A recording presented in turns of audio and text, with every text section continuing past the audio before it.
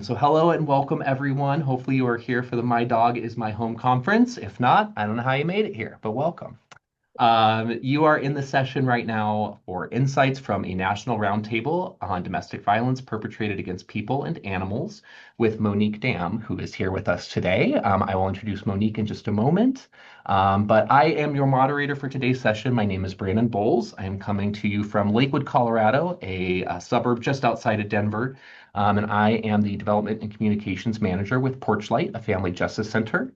We are a very unique model of providing survivor services. We encompass over 20 different partner agencies in our building, which is about a 16,000 square foot resource center that has walk-in supports, and we have attorneys, we have virtual courtrooms, we have advocates, we have childcare, we have a hair salon, we have a medical suite, all at no appointment and at no cost to survivors walking in and getting support. One of the key partnerships that we have here in the building that I wanted to mention for today is a partnership with our local animal shelter called Foothills Animal Shelter. They have a program called Better Together, where they have a social worker on staff who manages a group of volunteers that are housed in our center every day. And if someone's barrier to leaving a situation is they can't take their pet with them, Foothills Animal Shelter will board that pet for free until it's safe for them to be reunited. They also will provide things like pet supplies, bowls, leashes, kennels. So if someone is staying in a transitional space or with family members, they can not have to worry about that barrier. So we're very proud of that partnership. We served about 300 animals last year through that program and really, really believe in that model. Um, outside of it, Outside of that, I've been an advocate for about 10 years now in different capacities. I've been a legal advocate. I started my career as a volunteer with the Seattle Police Department and then moved into more of the nonprofit space and have done some legal advocacy, mostly in the spaces around domestic violence, sexual assault, stalking, and human trafficking. So, with that, I'm honored to be here joined today with Monique Dam. Monique is the CEO of Lucy's Project, an Australian organization which creates systems change to improve the safety of people and animals who have experienced domestic and family violence. Previously, she worked as the Advocacy and Prevention Manager at a state peak body for domestic violence services, and she is inspired by the courage, strength, and resilience of human and animal victim survivors and the love they have for each other. So thank you so much, Monique, for being here today. In the office, I also have Winnie with me, a puppy. So if you hear those noises, that's why. And one quick, just technical note, we do have everyone on mute, but Monique has asked if you do have a question, if you're able to just politely come off mute and gently ask that question, you can do so that way. But there will also be a chat on the application, the Whova app, and I'm going to do my best to keep track of that and get all the questions to Monique that you all put in there. So please join us on that app, and I will turn things over to Monique to get started. Thank you all so much. Thank you so much, Brandon, and thank you so much, everyone, for joining us for this session. I'm so excited to share with you some insights from Australia from a national roundtable that we held last year in November and October. So I do have some slides. I'll share those. And as Brandon mentioned, please feel free to jump off mute and ask questions during the presentation because there is a lot of content. So I'm really happy for you to ask questions as we go along. Okay, and just checking, Brandon, you can see those slides okay? Yep, it is coming in nice and clear. Thank you. Perfect, thank you. So my name is Monique, and I work at Lucy's Project, which is a small national charity in Australia. And last year, we organised and convened a national roundtable to really bring people together from across sectors to talk about what we need to do in order to better support people and animals experiencing domestic and family violence. As I begin my presentation, I'd like to acknowledge that we're all joining, wherever we are from, that we're joining from the lands of First Nations peoples. And I want to pay my respect to elders past and present, and also extend that respect to any First Nations peoples who are joining us today. And in Australia, I'd also like to acknowledge that Lucy's Project was founded by our founder, Anna Ludwig, on the lands of the Widjabul people of the Bundjalung Nation in the Northern Rivers of New South Wales.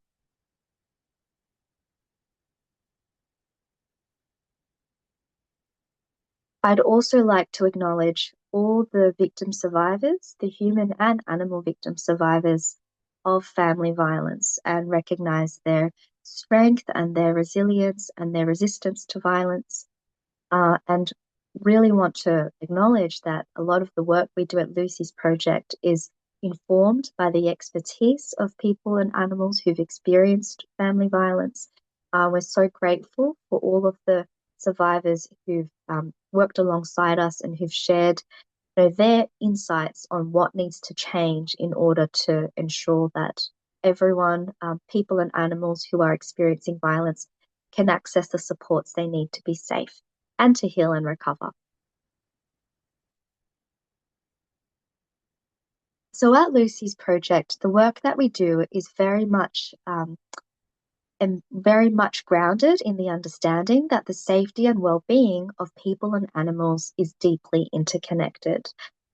If we want to ensure that people can be safe, we need to ensure the animals they love are safe as well, and vice versa. And we always acknowledge in the work that we're doing, that animals are also victim survivors of family violence in their own right, and they deserve safety too.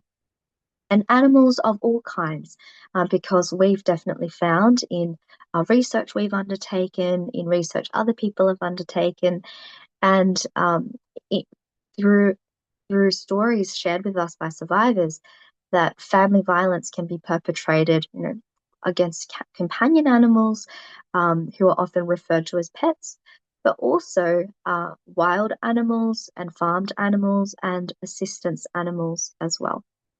In Australia, we often refer to service animals as assistance animals. So if I use that language, that's why. So at Lucy's Project, our work is very much focused on creating systems change. We don't provide direct services to individual families. The work that we do is very much focused on how do we look at all the barriers to safety, and think about the ways that we can shift some of the root causes for those barriers to safety. So our work cuts across four main pillars, our care pillars.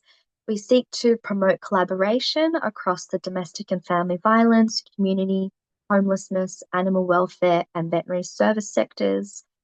We do that by organising, network meetings for people to come together, but then also initiatives like the National Roundtable that I'll talk about today. We do a lot of advocacy for policy programs and legislative reform, and that's where we've seen some of our greatest impact in actually changing policy, legislation, and programs in order to better improve the safety of people and animals experiencing violence. We also seek to promote and share research that's been undertaken to support the safety and well-being of people and animals experiencing family violence. And we've organised conferences in the past in Australia. And our most recent conference was held in 2024. And you can actually find some of the recordings from our conference on our website. So if you go to www.lucysproject.com, you can find the recordings, and you can also find our conference report there as well. We deliver education for practitioners across sectors, again, across the human and animal service sectors, and that covers things like, what is the nature and dynamics of family violence when it's perpetrated concurrently against people and animals? What does animal inclusive intake and risk assessment and safety planning look like? What are some of the legal considerations when working with people and animals experiencing family violence? And what does animal inclusivity in a service look like? And you can find, again, our education sessions on our website at www.lucysproject.com, and that's all available freely for now. And it's on demand, so you can access it whenever you like. Okay, so I'm going to share now. These are stories from victim survivors who've reached out to Lucy's Project. They have been de-identified, so some of the key facts, such as the animals mentioned, the species of animals has been changed. to de-identify the stories. But other than that, most of the words are the words of the victim survivors who've reached out to us. I know that many of us in the call today are very aware already of how family violence impacts people and animals, but I did want to share these stories to kind of ground my presentation today. So a survivor shared with us, I'm about to flee domestic violence. I need somewhere for my beautiful horses to go for a short period while I escape. I'm scared of what might happen if I leave them behind. I think this is something that might resonate with many of us on the call today, and also want to acknowledge that any survivors who we have joining us today as well. It's often a barrier that's brought up with Lucy's project, that there are not enough animal inclusive housing providers in Australia, and so that's often a reason that women and people experiencing violence will choose to delay leaving a violent partner because there's nowhere safe for them to go together with their animals. And Monique, we do have one question that came in, and if you'd prefer Okay. to hold this one, we can until you're ready. But it says, how were you able to get so many organizations from such different sectors to come together like this? Aside from logistics, it seems like it could be hard to get that many organizations to come up with united goals. And that is from Shoshana. Oh, thank you so much, Shoshana. It's a great question. I can definitely come to that. Once I'll start sharing the list of all the different organizations who did join us. And we were really delighted with the interest and the uptake as well. But I think it's definitely been um, about relationship building over time. And yes, I can speak to that more in a second. So in terms of other experiences of victim survivors, another survivor reached out to us and explained, I'm desperately trying to get my dog minded so I can stay in a shelter with my children. My dog is beautiful and so friendly. I've been living in my van to keep her, but my ex keeps finding me. So again, this is something we hear about a lot in Australia, and maybe similar experiences across the US. A lot of women are making the really difficult decision to live out of their cars with their children, with their animals, because again, there is not enough animal inclusive crisis and emergency accommodation and longer term accommodation as well. And one thing we seek to highlight at Lucy's project to government officials and to services is that, well, this is really creating increased risk for women and children and their animals if they don't have somewhere safe to go. Another victim survivor shared that I recently left my ex-partner due to domestic violence. I've had to relocate with my children and our beloved fur baby. We are trying very hard not to rehome or surrender him, as we feel we have already lost enough to keep us safe and can't bear the thought of losing him as well. I think this really highlights how important it is to support people and animals to stay together and to stay connected, not only for their immediate safety, but also for long-term recovery and healing. And this is something that we feel is often overlooked in the current response to family violence in Australia, that there's not enough of a focus on healing and recovery. Over time, there's been more and more of a focus on crisis response, which is so important.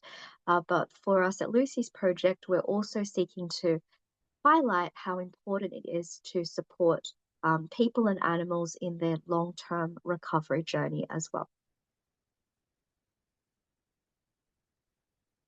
So just to give you an insight into some of the key issues that we're seeing in Australia, a lot of issues which I know are also experienced across the US.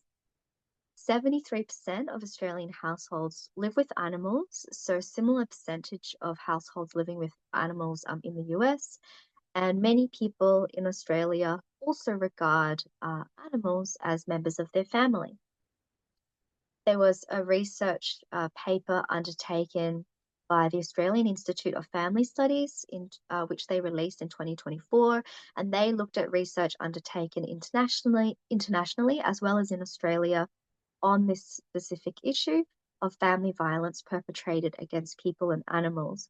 And one of the key findings was, as we all know, people who use violence will often threaten, harm, and kill animals as a way to control and intimidate women and children.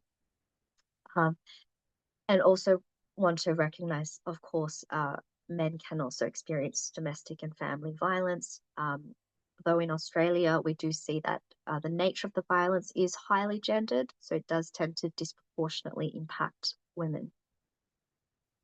Some research that was undertaken by a number of researchers, including some Australian researchers, found that more severe domestic abuse and animal abuse within the household are markers of a high-risk environment for homicide in the context of family violence. So it's, as many of us know, it's very serious when there is violence happening against animals that can indicate more serious violence and risk for the whole family.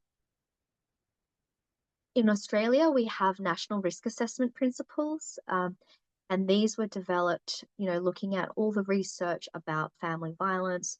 And those national risk assessment principles do recognize that cruelty and harm directed to pets and other animals can indicate the risk of future or more severe violence. We also have women's legal services in Australia. So there are specialist women's legal services in every state of the country. And the peak body that represents all of those women's legal services made a submission into a federal inquiry in 2024, highlighting that their clients often report animal abuse as a form of sexual, domestic, and family violence, where people who use violence will exploit that relationship people have with their animals as a way to inflict harm.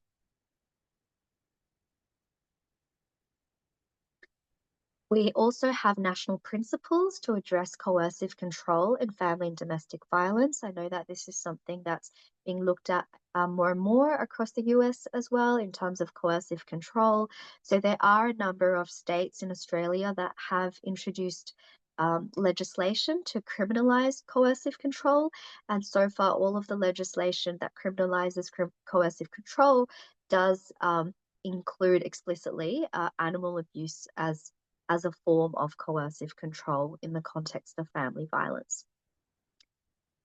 What's really interesting is that in Australia, research that's been undertaken has found that First Nations people in Australia, Aboriginal and Torres Strait Islander people, LGBTIQ people, and people living in rural areas, as well as households with children, are even more likely than other Australians to live with companion animals.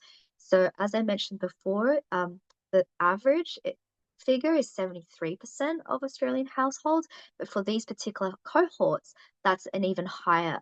There's an even higher proportion of people living with companion animals. As many of us in the room may also know, people with disability can be subjected to family violence concurrently against them and their assistance animals. That's also something that we seek to highlight at Lucy's project. That's really important to consider the intersections of different forms of violence and how violence against people with disability and violence against their assistance animals or service animals is really important to address and to consider as part of safety planning and risk assessment. And in Australia, for a long time, and still today, there needs to be more research into that to look into the ways in which violence is perpetrated concurrently in that specific context. We also know that people with animals and animals experiencing family violence face additional barriers to accessing the supports they need to be safe across Australia, such as animal inclusive accommodation. And from what I'm hearing, that's definitely something that's also a barrier in the US. But I also want to acknowledge it's amazing learning from the wonderful initiatives across the US that are changing that are ensuring that more and more accommodation is animal inclusive. So I really wanted to thank all of you and let you know that I'm so inspired by the work that you're doing in that space or in this space, including the work being led by Red Rover, but many, many other organizations as well.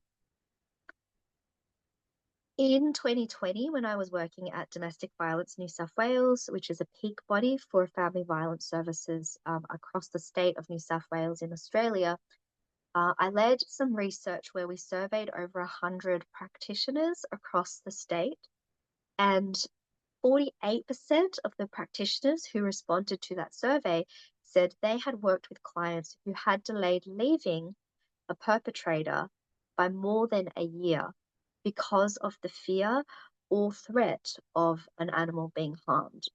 That was one of the key statistics that we shared with government to show how serious this issue is and how significant the barrier to safety is. And following that, I'm really pleased to share that the government did take action in New South Wales. So, for instance, following that research and our advocacy, the government did introduce a mandatory condition in our family violence orders. So that's the equivalent of intervention orders, where it's now a mandatory condition that explicitly states, you know, people cannot harm or threaten to harm an animal. The government also committed to ensuring that all future refuges that would be built in the state, which we are calling core and cluster refuges. So they essentially have refuges, refuge accommodation where there's a communal setting, but also individual apartments. So the government at the time committed to making sure all new refuges. So at the time they committed 75 new refuges, that every single one would be animal inclusive. We have had a change in government and the number's been revised to 49, but the commitment's still the same, that every single one of those new refuges will be animal inclusive. And another initiative that the government introduced following that research and advocacy was a grants program. So $500,000 grants program to support services to either make their service animal inclusive if they were human service, or for animal services to support human services when there are animals and people experiencing violence concurrently. Okay, so I'm going to jump into the roundtable now. Essentially, the purpose of the National Roundtable that we held in Australia was to bring together researchers, practitioners, and advocates across the family violence sector, homelessness, community, animal welfare, and veterinary sectors together. So many of the organizations had never connected before, or even connected with, organizations in those other sectors before. The main goal was to develop recommendations for policy programs and legislative change to improve the safety and well-being of people and animals experiencing family violence across the country. So it's important to note that similarly to in the US, we have different states in Australia, and in every state, the governments do have power to make laws in relation to different areas, different subject areas. So our federal government holds some of those powers, but our state governments also hold some of those powers. And it often varies state by state. We also wanted to develop a national roadmap for change. So the recommendations from the roundtable are now being used to develop a roadmap for change that we will seek endorsement from the participants on, and we're actually planning to launch that at our federal Parliament House. So it's very exciting. It's been confirmed as of a day ago that we have parliamentary friendship groups in Australia for different governments, and essentially the parliamentary friendship groups are a way to bring together parliamentarians from different political parties to come together and work together towards a shared goal or shared goals in relation to a particular topic or subject. And so there's a parliamentary friendship group to prevent and end violence against women and children. And we're going to co-host with them the launch of a national roadmap for change in Parliament later this year. And a lot of the recommendations in that roadmap for change will be informed by what I'll share with you shortly that we developed through the roundtable. But I'm also really keen to include in the roadmap learnings from the work that's happening across the US as well, and in New Zealand too. Okay.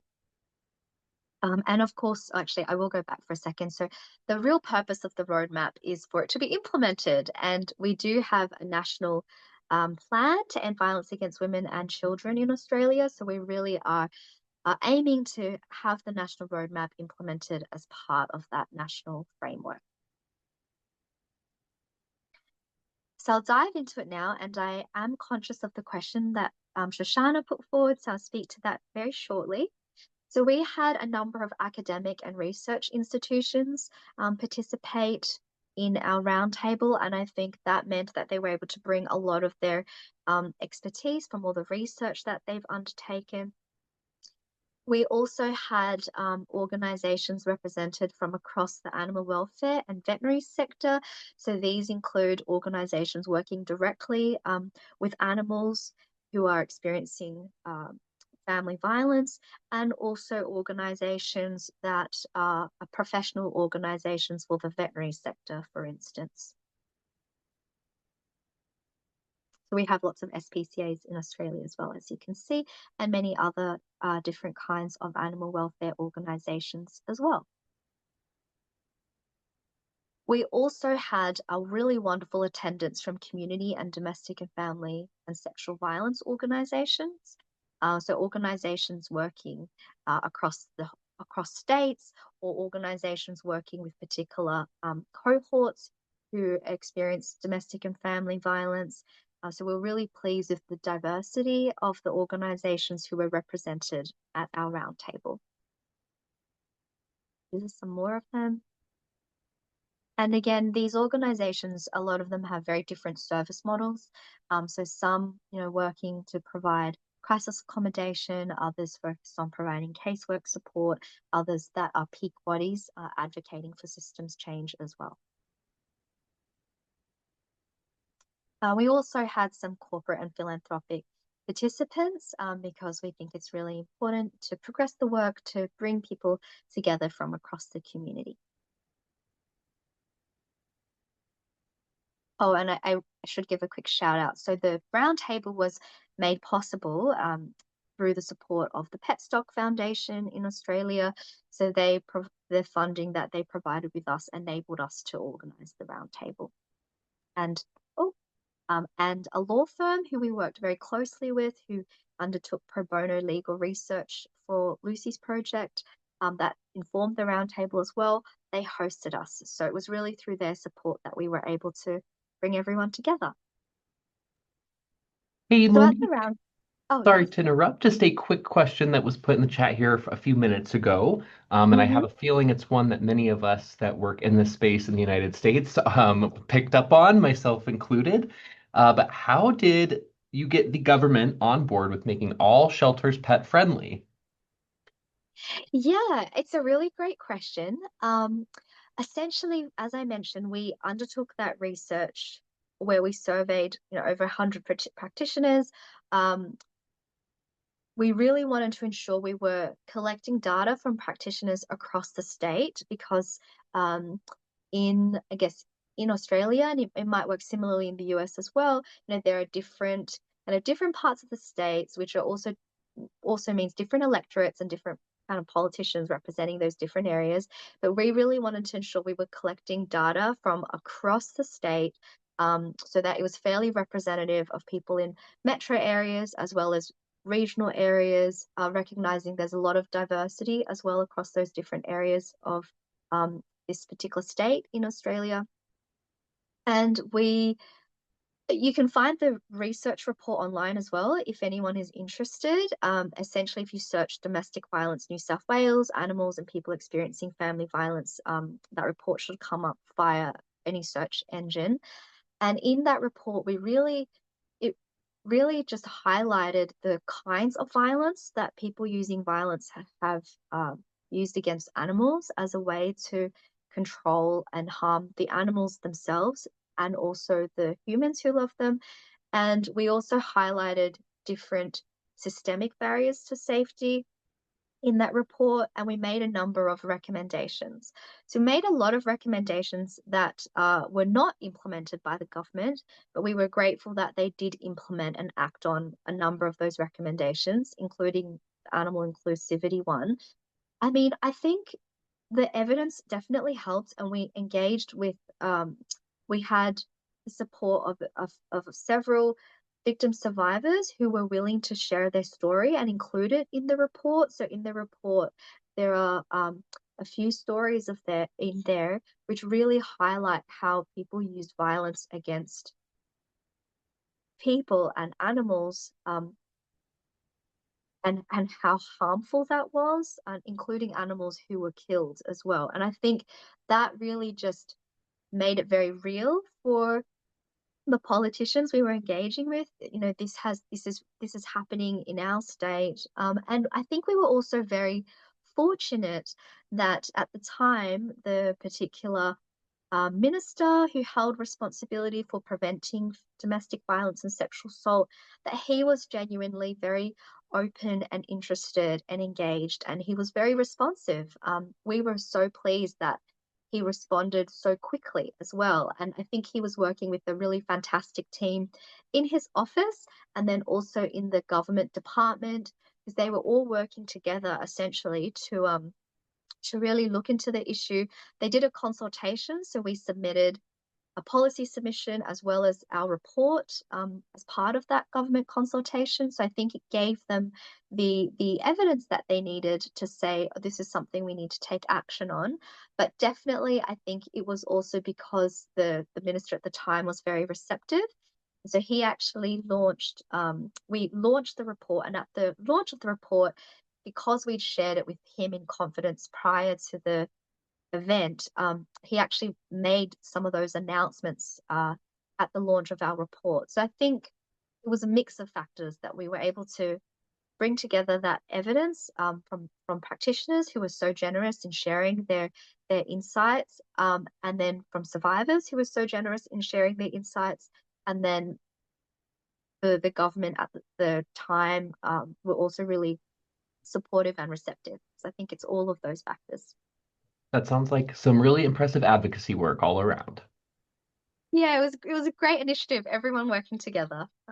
And those refuges are still being rolled out. So there have been, I think there are maybe about 10 now that have been completed, and I have visited one of those, and it's really wonderful to see the impact that it's already having. So that particular refuge I visited, they have the caseworkers were sharing there were women and children with their animals traveling from 5 hours away, because that was the closest refuge that they could find that would accept them all together. And because in Australia, geographically, we can be very dispersed. So that's one of the challenges. And they already have really long waiting lists, as I understand it. Lots more people who want to, and animals who want to access that who than the available spaces.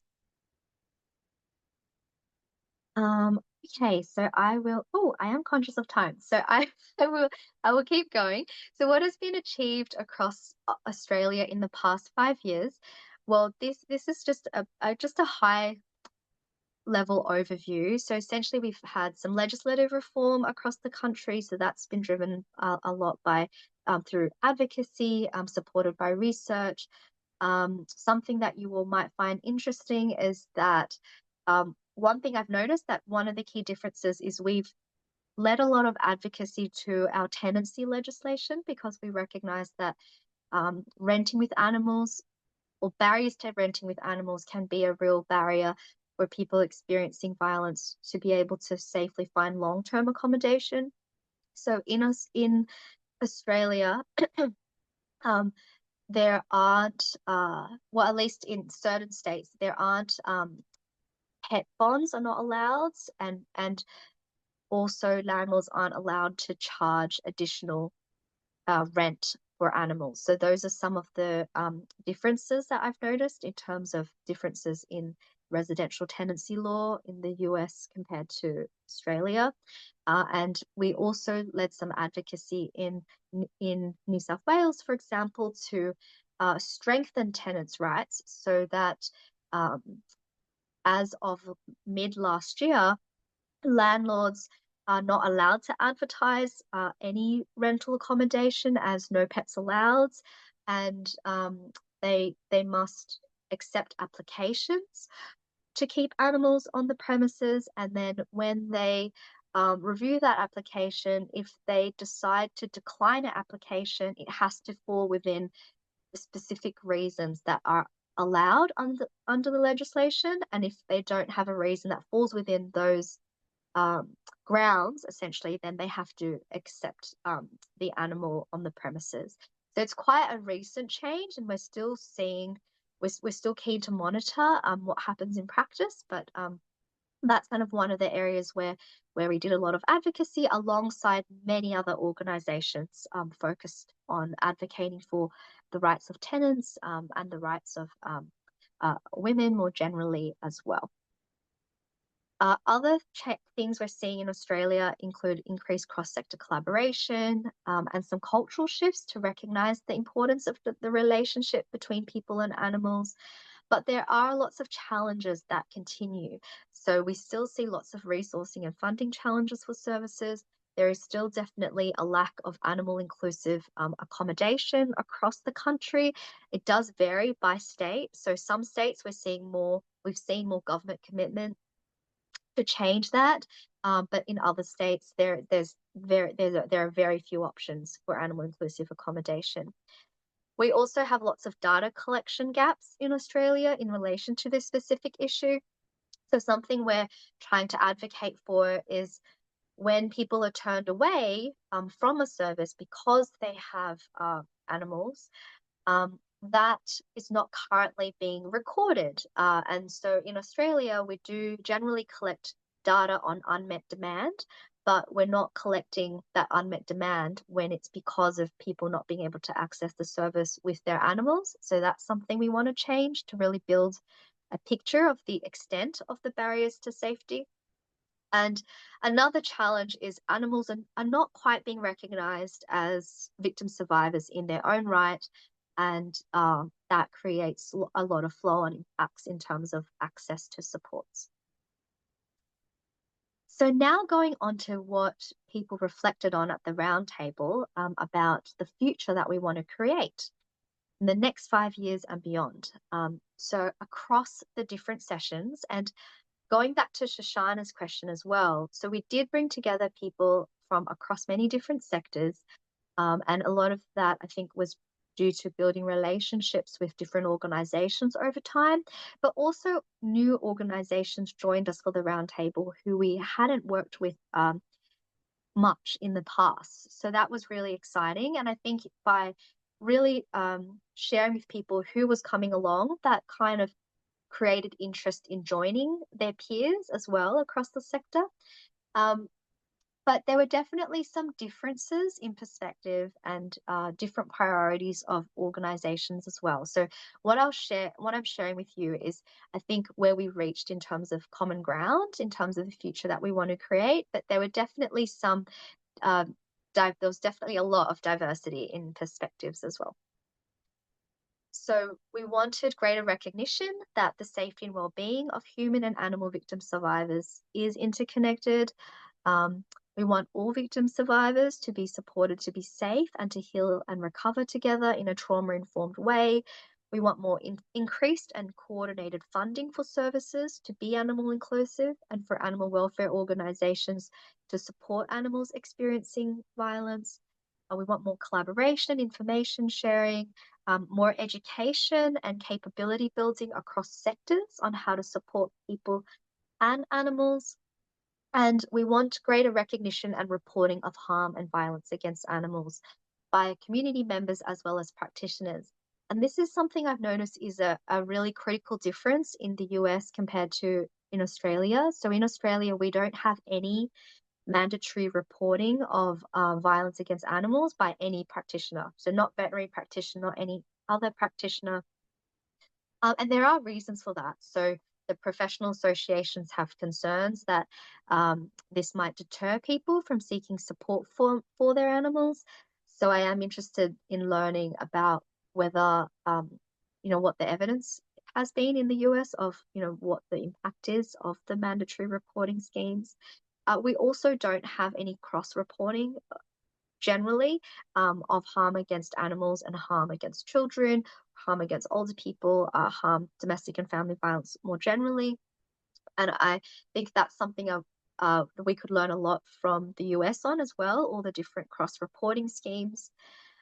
Something else that was highlighted at our roundtable was that a lot of universities and professional associations could do more to ensure that students across sectors are learning about that link. So we had social work researchers attend the roundtable who said that, social work students are generally not learning about harm to animals as part of that pattern of violence against people.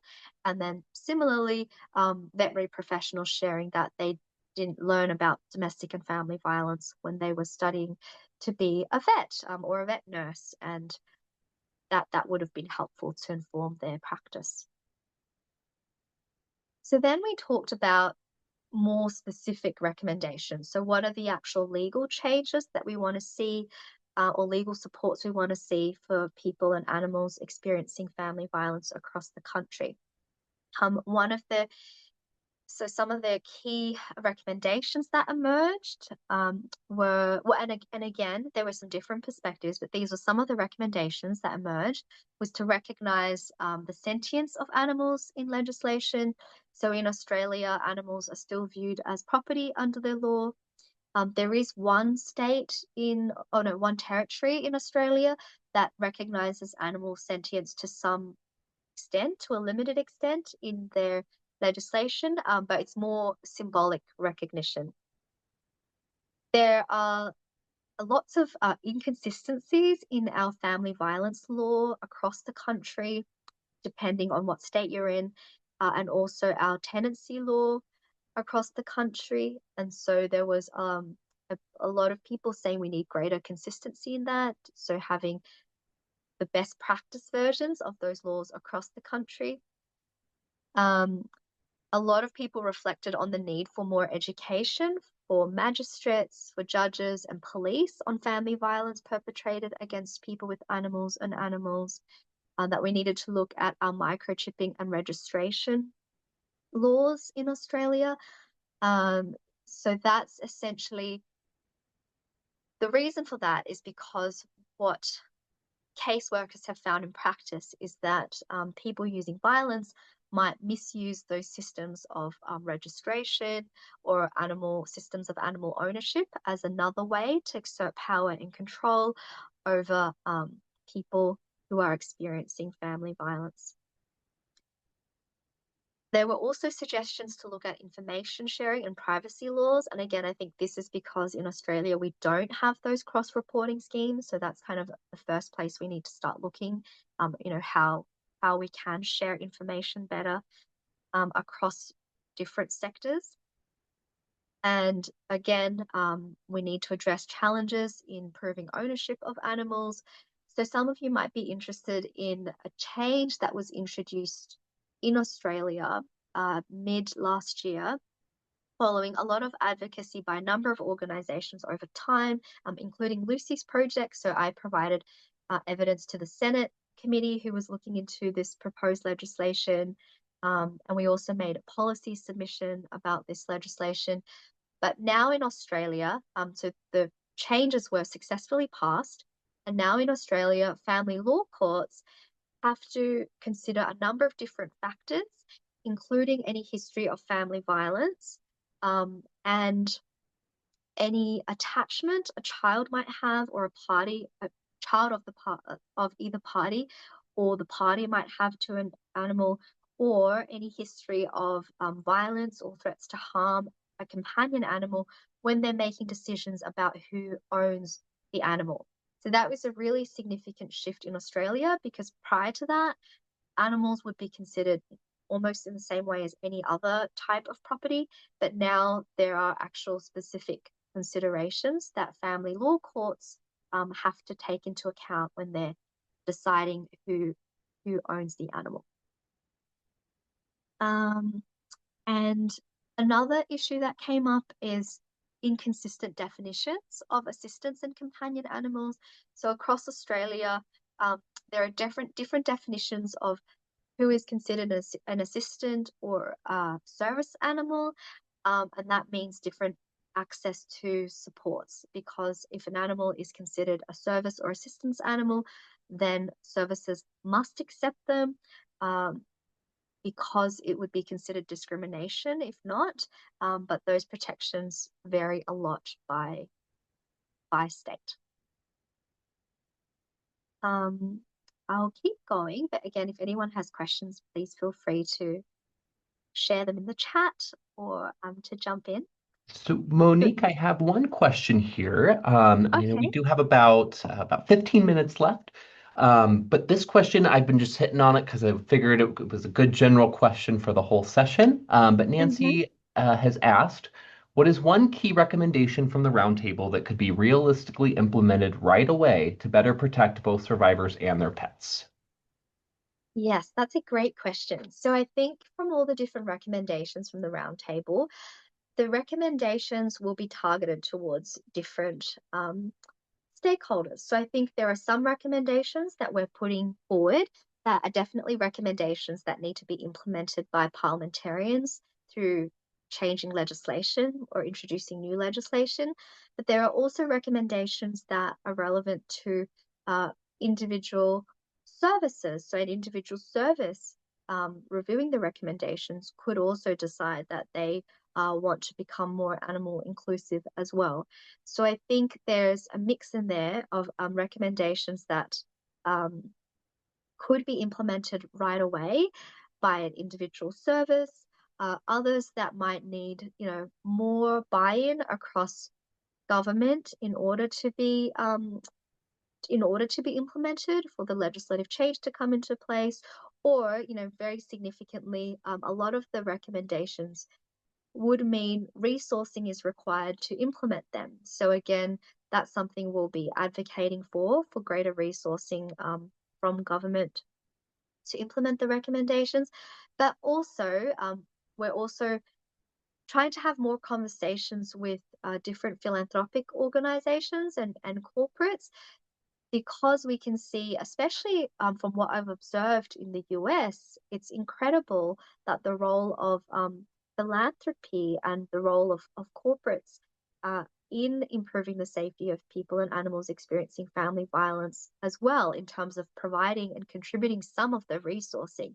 I think that's a really significant difference in Australia, that yes, there are definitely corporate partners, including ones that we have that we're very grateful for their support. We definitely do see a lot of philanthropic support as well, but I think the scale of it is quite different to the scale of that philanthropic support in the US. So, yeah, it's really trying to bring governments together, corporates together, philanthropic foundations together, but also individual services across sectors to implement the recommendations. But we really think that more than one recommendation, we're really going for many of these recommendations to be implemented as part of the national response. I hope that responds to your question. Thank you. I think Um, so. okay, great. So in terms of policy and program changes, the different recommendations that were put forward included ensuring availability and accessibility of culturally responsive and trauma-informed services for First Nations people, people with disability, LGBTIQ people, and people from migrant and refugee backgrounds, and people in rural areas as well. So this is really acknowledging that if we want to ensure people with animals can access the supports we need to be safe, well, we really need to ensure that we're talking about all people experiencing family violence with animals can access those services. So I think that's an important place for us to start. And then ensuring more services are animal inclusive. So we have lots of different accommodation types in Australia, similarly to the US. So we want to ensure that there's a clear pathway to safety across all of those: emergency, temporary, crisis, transitional, and longer term accommodation. We want to ensure that all of those services and service types are animal inclusive. There is a need for more cross-sector training about the issue of family violence perpetrated against people and animals, so that practitioners are more equipped to respond. And that includes more a need for more awareness about the intersection of that family violence and animal abuse in the general community as well, so that people are able to access the supports they need when people they are engaging with actually recognize that that family violence is being perpetrated against multiple members of the family, including the animals. There were suggestions for more communities of practice. I think it's wonderful hearing about the different communities of practice that exist across the US, including the ones facilitated by My Dog is My Home. The more practice guidance being needed for practitioners. So what we've heard is that a lot of practitioners don't necessarily know where to start in supporting people and animals experiencing family violence, and that's specifically in relation to, for example, a veterinary professional being unsure of how to respond if they know of people experiencing violence, or a social worker in a human service, a predominantly human service, being unsure of how to respond when they find out about violence against animals. Something that exists in the US that I think is wonderful that doesn't exist in Australia is there is no national directory of services that can support people and animals experiencing violence. So that's a huge gap, because it means people don't even know where they can refer people and animals to. That's often a barrier, like one of the key barriers. So we really want to ensure that there is a national database that really clearly sets out which services will consider supporting people and animals together, or who might have different models of providing supports to people while animals can access supports at a partner organization.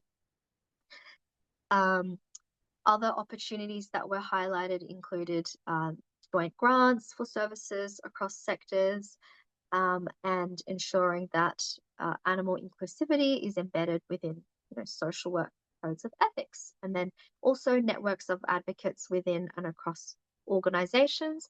And that's really recognizing that a lot of the work we've seen in Australia, where there have been really positive changes, that's really been driven often by individuals who are particularly passionate about this issue and who've really led the change within their organization to better support people and animals experiencing family violence.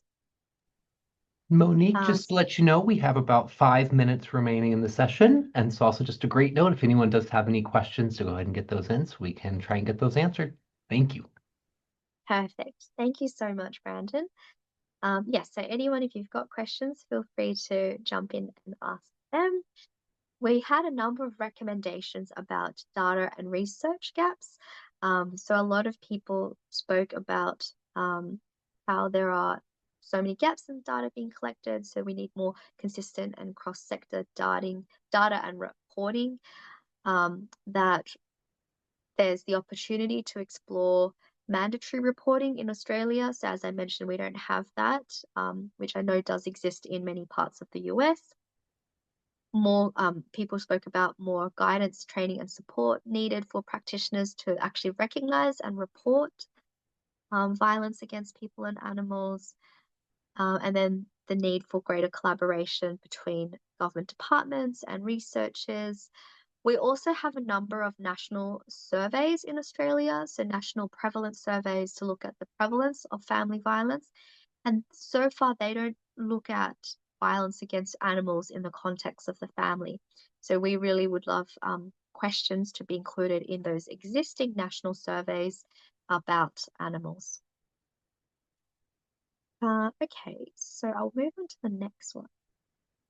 So finally, there were also questions about and discussions about how can we prevent and end domestic and family violence perpetrated against people and animals.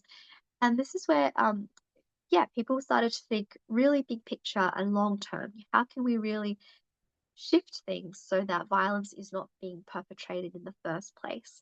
A number of practitioners talked about the importance of nurturing empathy and compassion in children and young people towards other people and also animals. And people shared ideas around working with animals to teach people consent. So supporting children and young people and adults as well to recognize what consent looks like in their interactions with animals and supporting them to better recognize emotions in animals as well. And then more broadly, looking at the impact of societal values around animals and how this shapes how animals are treated, or lack of accountability for neglect and harm to animals. And then opportunities for more bystander training, animal welfare education, and also looking at reinforcing factors for violence, like misuse of alcohol, and the impact of that on people and animals experiencing violence, when that might increase the severity of the violence. So that's essentially all of those recommendations that came out of the National Roundtable.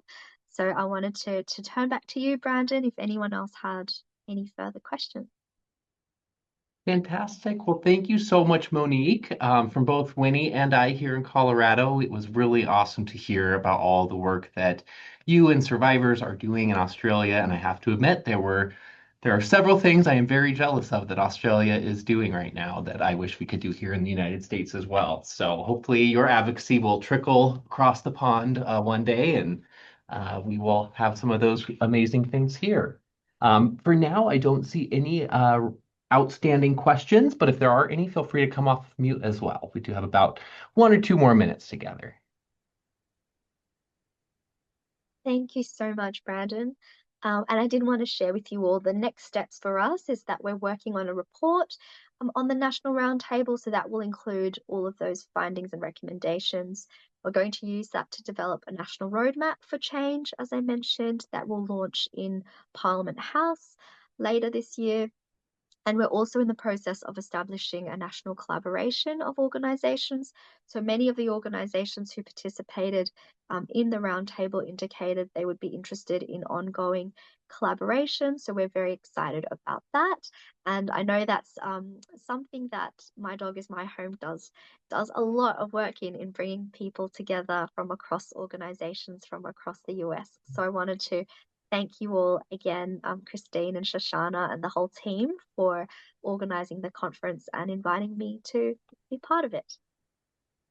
Thank you, Monique. And on that note, one last quick question from, my apologies if I'm not pronouncing it correctly, but Annika Green asked if you have any lesson plans for the empathy classes that you might be able to share.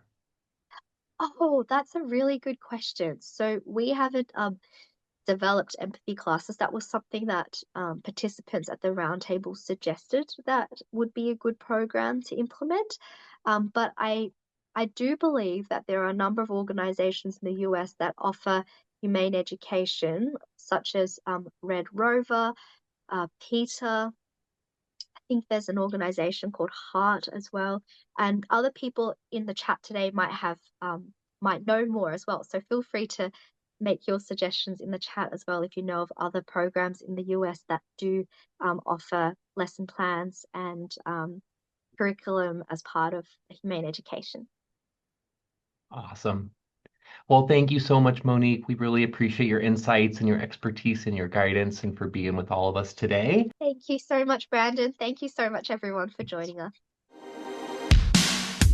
Chasing the night away, never judging.